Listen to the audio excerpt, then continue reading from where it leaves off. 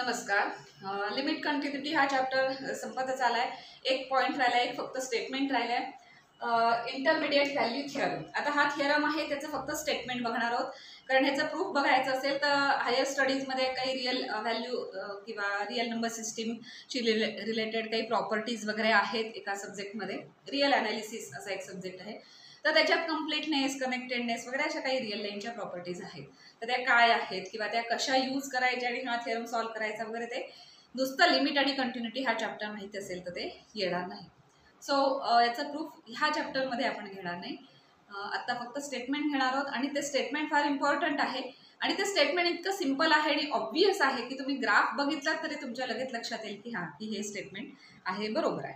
तर आपण आधी स्टेटमेंट घेऊ आणि ग्राफ पण बघणार आहोत। म्हणजे एखाद्या फंक्शनचा इन जनरल ग्राफ बघितला तर त्याच्यावरून आपल्याला ते लक्षात येईल की ते स्टेटमेंट का तसं फॉलो होतं। तर ग्राफसाठी आपण एक्स वाय प्लेन काढूया। मला माहिती आहे की फंक्शन कुठलंही दिलेलं असेल तर त्याचा ग्राफ काढता येतो आणि स्टेटमेंट बघणार आहोत आपण। याचा ग्राफ हा फक्त कळण्यासाठी की स्टेटमेंट असं काय आहे कळण्यासाठी आपण ग्राफ घेऊ।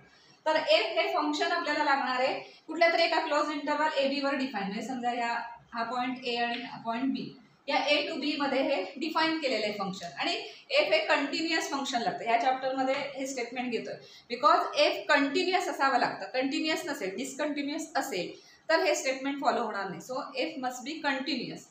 तर एफ कंटिन्युअस असेल तर ए आणि बी, ए बी वर कंटिन्युअस असेल तर ए आणि बी च्या मध्ये ग्राफ कसा असणार आहे फंक्शनचा? अनब्रोकन, म्हणजे सलग अनब्रोकन ग्राफ असणार। तर स्टेटमेंट असं आहे, if F is continuous on close interval A b then and some point घ्यायचा आहे y0 belongs to किंवा in between y0 in between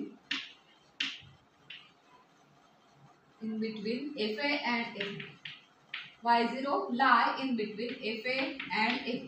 आता हे fa आणि fb म्हणजे काय की जेव्हा आपण फंक्शन ग्राफ म्हणून प्लॉट करायला जातो तेव्हा काय घेतो की a पासून b पर्यंतचे सगळे म्हणजे जे पॉइंट्स आहेत ते पॉइंट्स घेतो, त्याच्या फंक्शनल व्हॅल्यूज ड्रॉ करतो आणि मग की एक्स ॲक्सिस वरची व्हॅल्यू आणि वाय ॲक्सिस वरची व्हॅल्यू हे पॉइंट्स प्लॉट करून आपण फंक्शन ड्रॉ करतो। समजा या ए पासून बी पर्यंत हे असं काहीतरी फंक्शन आहे, म्हणजे हे इथे बी ह्या पॉइंट पर्यंत आहे आणि हे इथे असं ए पासून सुरू होतं। तर ए आणि त्याची फंक्शनल व्हॅल्यू म्हणजे काय? F A. तर ए आणि एफ ए हा पॉइंट प्लॉट करून आपण इथे पॉइंट केलेला असतो आणि बी आणि त्याची फंक्शनल व्हॅल्यू एफ बी। सो हे एफ ए पासून एफ बी पर्यंत असं ते फंक्शन मध्ये गेलेलं असतं। ग्राफ काढला तर ते कंटिन्युअस असेल तर ग्राफ हा असा सलग दिसेल, म्हणजे कंटिन्युअस दिसेल, अनब्रोकन दिसेल। सो एफ ए पासून एफ बी पर्यंत कुठेतरी y0 हा वाय ॲक्सिस वरचा एक पॉइंट लाय होतोय। y0 in between F A F B म्हटलं म्हणजे काय की त्या फंक्शनल व्हॅल्यू जे आहेत एफ ए आणि एफ बी कशाच्या ह्या एंड पॉइंट वर डिफाईन झालेल्या ज्या फंक्शनल व्हॅल्यूज आहेत एफ ए आणि एफ बी, इन बिटवीन त्यांच्या जर एखादा पॉइंट जर असेल कुठलाही, म्हणजे हा पॉइंट इथे काहीतरी असा y0 असा आहे, तर y0 कुठे जातो तर वाय ॲक्सिसला आपण इथे हे केलं तर इथे येणार। तर हा y0 इथे असेल तर पुढे काय म्हणतायत डेफिनेशन मध्ये स्टेटमेंट मध्ये, if y0 in between F A and F B असेल then there exist some point c such that c belongs to close interval ab। तर तो सी असा एक्झिस्ट होईल जो ए बी मध्येच होईल, म्हणजे बाहेर नाही, कुठे बी च्या बाहेर किंवा ए च्या बाहेर असा नाही, तर ए बी मध्येच असा एखादा पॉइंट सी एक्झिस्ट होईल सच दॅट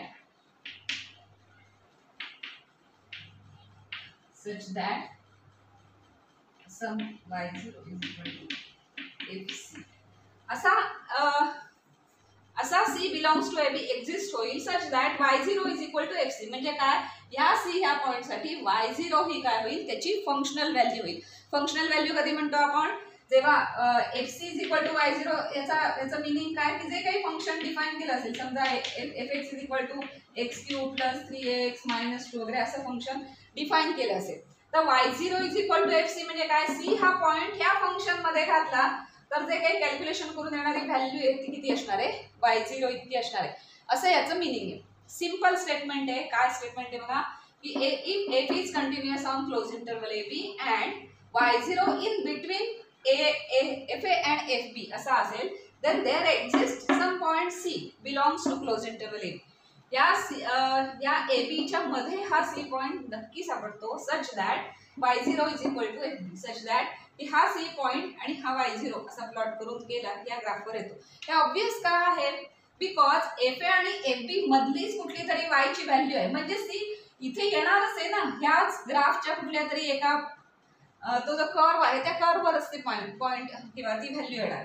मग हा जर कर्ववर येणार आहे तर अर्थातच तिथून जर आपण परपेंडिक्युलर टाकला एक्स ऍक्सिस वर तर तिथे तो परपेंडिक्युलर जिथे येईल तो हा सी हा पॉइंट या AB मधलाच असणार कारण आपण FA टू FB एवढंच फंक्शन घेतोय ना त्यामुळे तो पॉइंट ह्या A आणि B मधलाच असेल आणि तो एक्झिस्ट होईल आणि या दोन यांच्या पॉइंटची पेअर मिळून इथे असा एक पॉइंट तुम्ही त्या कर्ववर प्लॉट करू शकता.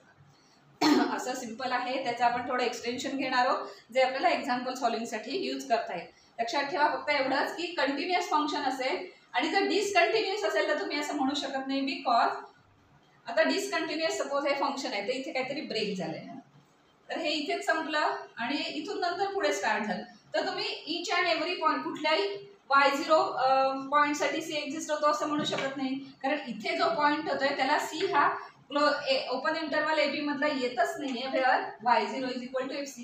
इथे पॉइंट असेल तर हा आणि हा पॉइंट कुठे कर्ववर प्लॉट होतोय नाही होते त्यामुळे डिसकंटिन्युअस फंक्शन असेल तर हे होत नाही फॉलो म्हणून कंटिन्युअस फंक्शन असं त्याची डेफिनेशन आहे किंवा स्टेटस. आपण पुढे बघणार आहोत की हा जो ग्राफ आहे तो अशा पद्धतीने आला समजा की एखाद्या AB ह्या इंटरवलसाठी हा ग्राफ असा आला काहीतरी तर या A पॉइंट पासून ही FA व्हॅल्यू आली आणि ह्या B पॉइंटला ही FB ही व्हॅल्यू. आता आपण ऑब्झर्व केलं तर FA आणि FB म्हणजे y ऍक्सिस वर व्हॅल्यू आहेत ना कारण जेव्हा पॉइंट इथे प्लॉट करू तेव्हा पॉइंट कसा होणार इथे AFA हा पॉइंट आहे आणि हा पॉइंट प्लॉट करताना BFB हा पॉइंट प्लॉट होणार आहे इथे. So B belongs to x axis FB belongs to y axis त्यामुळे ही आपण इथे काय व्हॅल्यू आहे बघायचं झालं तर y ऍक्सिसला एक परपेंडिक्युलर टाकायला लागेल. FA belongs to y axis so y ऍक्सिसला इथे परपेंडिक्युलर टाकला तर आपल्याला FA काय आहे इथे कळेल कारण A हा कसला आहे x ऍक्सिसचा. तेव्हा जेव्हा अशा पद्धतीने होतं हा इंटरमिडिएट व्हॅल्यू थेरम काय सांगतो की क्लोज इंटरवल AB मध्ये एखादं फंक्शन अशा टाइप मध्ये कंटिन्युअस आहे म्हणजे ब्रेक होत नाहीये कुठे आणि जर अँड इफ सम कुठली FA म्हणा किंवा FB उलट पण होऊ शकतं आपण एक कुठली तरी कंडिशन घेऊया if FA less than 0 and FB greater than 0 असं जर आलं म्हणजे एक व्हॅल्यू निगेटिव्ह आली आणि एक व्हॅल्यू पॉझिटिव्ह आली ते उलट पण असेल और FB less than 0 and FA greater than 0 अशी जर व्हॅल्यू आली इथे कुठे तर तुम्ही कन्फर्म म्हणू शकता की तो जो त्या फंक्शनचा ग्राफ आहे त्याने एक्स ऍक्सिस कुठेतरी क्रॉस केलेला आहे.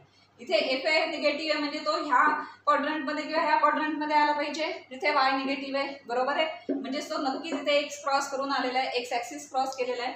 तसंच FB पॉझिटिव्ह आहे ना त्यामुळे FA कडून FB कडे जाताना तो नक्की एक्स ऍक्सिस क्रॉस करून गेलेला आहे आणि आपण रूट्स हा कन्सेप्ट बघितलेला आहे रूट्स काढलेली आहेत म्हणजे सोल्युशन काढली किंवा मराठीत त्याला उकल म्हणतात. तर आपण क्वाड्रॅटिक इक्वेशन्सच्या सोल्युशन्स काढलेले आहेत ग्राफवरनं पण काढलेले आहेत. तर ते कसे काढलेत सोल्युशन म्हणजे काय की जिथे f(x) इज इक्वल टू 0 होतो त्या x या पॉइंटला आपण काय म्हणतो रूट किंवा सोल्युशन ऑफ दॅट फंक्शन.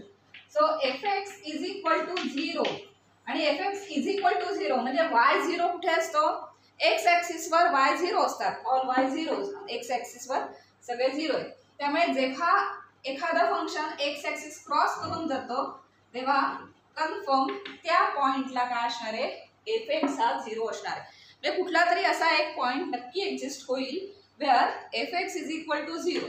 हे कधी शक्य आहे इफ FA लेस दॅन 0 एक व्हॅल्यू निगेटिव्ह एक व्हॅल्यू पॉझिटिव्ह असं जर कंटिन्युअस फंक्शन मध्ये आलं for close interval AB close interval AB वर हे कंटिन्युअस आहे and some y0 belongs to in between FA and FB असेल there exist some point C such that FC is equal to 0 if either FA less than 0 FB greater than 0 or FB less than 0 FA greater than 0. Concept wise एवढंच लक्षात ठेवा. Functional values आपण end पॉईंटच्या functional values काढायचे असतात. End पॉईंटच्या functional व्हॅल्यूजमध्ये त्या इंटरवलसाठी एक व्हॅल्यू निगेटिव्ह आणि एक कुठली व्हॅल्यू पॉझिटिव्ह आली तर त्याच्यामध्ये कुठेतरी रूट त्या फंक्शनचं किंवा त्या फंक्शनचं सोल्युशन नक्की असणार आहे. कारण ग्राफ जर तुम्ही बघितला तर कुठल्याही फंक्शनचा आपण ग्राफ काढला अशा पद्धतीने, समजा ग्राफ काढला, हे समजा ही एफ बी आहे ती निगेटिव्ह आहे आणि ही इथे एफ ए आहे ती पॉझिटिव्ह आहे. F a positive f b negative अशी मिळाली तरी सुद्धा ह्या फंक्शनने इथे क्रॉस केला, एक्स ॲक्सिस क्रॉस केला, म्हणजेच इथे एफ एक्स 0 झालेला आहे. म्हणजे एफ एक्सचा कुठला तरी पॉईंट एक्स असा एक्झिस्ट झालाय where f x is equal to 0 और there exist c such that f c is equal to 0. then that c is called root of that function किंवा solution of that function. त्यामुळे existence of solution for some function आपण predict करू शकतो. कसं काय करू शकतो तर त्यासाठी जो इंटरवल दिलेला आहे त्या इंटरवलच्या एंड पॉईंटच्या फंक्शनल व्हॅल्यूज जाऊन चेक करायच्या. त्या फंक्शनल व्हॅल्यूजमध्ये एक पॉझिटिव्ह आणि एक निगेटिव्ह आली याचा अर्थ फंक्शनने एक्स ॲक्सिस क्रॉस केलेला आहे फंक्शनचा ग्राफ काढताना. आणि फंक्शनचा ग्राफ काढताना एक्स ॲक्सिस क्रॉस झाला याचाच अर्थ काय की जेव्हा तो क्रॉस झाला ज्या पॉईंटला त्या पॉईंटला फंक्शनचं रूट आहे किंवा त्या पॉईंटला फंक्शनल व्हॅल्यू 0 येते. F x is equal to 0 therefore function has root at this point x. तर एक्झाम्पल आपण अशी सॉल्व करू शकतो ह्या स्टेटमेंटवरून. हा इंटरमिडिएट व्हॅल्यू थेरमचं हे मेन स्टेटमेंट आहे. त्याचं प्रूफ तरी नाही आहे पण त्याचाच वापर करून आपण हे फंक्शनला एखाद्या इंटरवलमध्ये रूट आहे की नाही, एक्झिस्ट होतं की नाही एवढं चेक करू शकतो.